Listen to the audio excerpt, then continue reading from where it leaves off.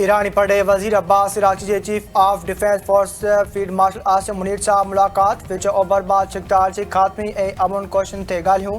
ईरानी media जो चवणो आहे त अब्बास इराक़ी ईरान जा लिखत शर्त पाकिस्तान के पेश करे छॾिया। मुलाकात दौरान अमरीका ऐं ईरान विच में ॻाल्हियुनि जे नए दौर ते भी गौर विचार कयो वियो। पाकिस्तान के मुख़्तसर दौरे बाद ईरानी पड़े वजीर रूस रवानो। अॼु रूसी सदर पुतिन सां मुलाकात कंदो। अमेरिकी सदर डोनाल्ड ट्रंप व्हाइट हाउस में फायरिंग दौरान कातलाने हमले में मौजाने नमूने महफूज हथियारबंद गिरफ्तार। वाशिंगटन के होटल में व्हाइट हाउस के मीडिया नुमाइंदनि मां ॾिनल तकरीब दौरान हथियारबंदनि की फायरिंग थरथलो। सिक्योरिटी अमले अमेरिकी सदर डोनाल्ड ट्रंप के महफूज हंधि मुंतकिल कर छॾियो। गिरफ्तार हथियारबंद के कैलिफोर्निया वासी 31 वरनि के कॉल टॉम्स तौर सुञाणप। अमेरिकी सदर डोनाल्ड ट्रंप जो चवणो आहे त शकी शख्स 15 गज के फासले तां हमले की कोशिश कई। फायरिंग जो ईरान जंग से को भी ताल्लुक न है। फायरिंग कंदड़ शख्स के पकड़ियो वियो आहे। एहलकारनि असरायती कार्रवाई करे हज़ारे माण्हुनि जूं ज़िंदगियूं बचायूं आहिनि। एक एहलकार के गोली लगी पर ब्लड प्रूफ जैकेट सबब महफूज आहे। खेनि पंहिंजा इख्तिलाफ खत्म करना पवंदा।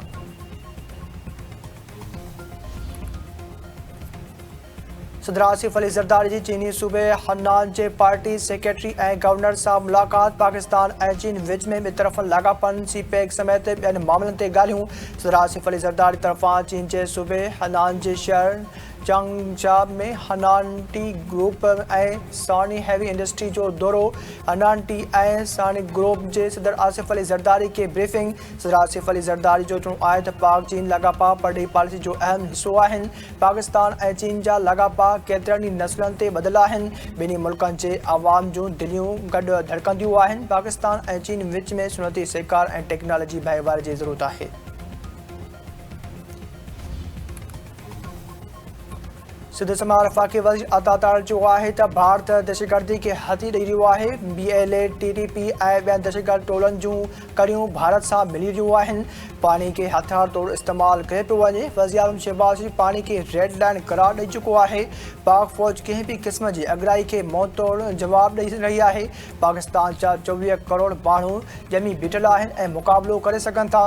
पाकिस्तान दहशतगर्दी जो मुक़ाबिलो कंदे क़ुर्बानियूं ॾेई रहियो आहे। वॾे वज़ीर मुराद अली शाह तरफ़ां कराची के मुख़्तलिफ़ इलाइक़नि जो दौरो। तरक़ियाती मनसूबनि जो जाइज़ो।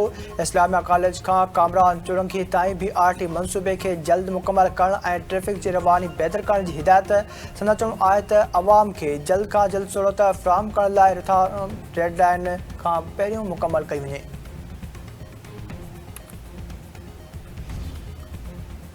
पावर डिवीजन तरफ़ां 25 किलोवाट ताईं सोलर वाइप ॾियण लाइ फ़ी ऐं लाइसेंस की शर्त ख़त्म करण की सिफारिश। तर्जुमान जो चवणो आहे त पुराणे ज़ाब्तनि तहत 25 किलोवाट या घटि सलाहियत जे सोलर सिस्टम लाइ नेपरा लाइसेंस लाज़मी नाहे।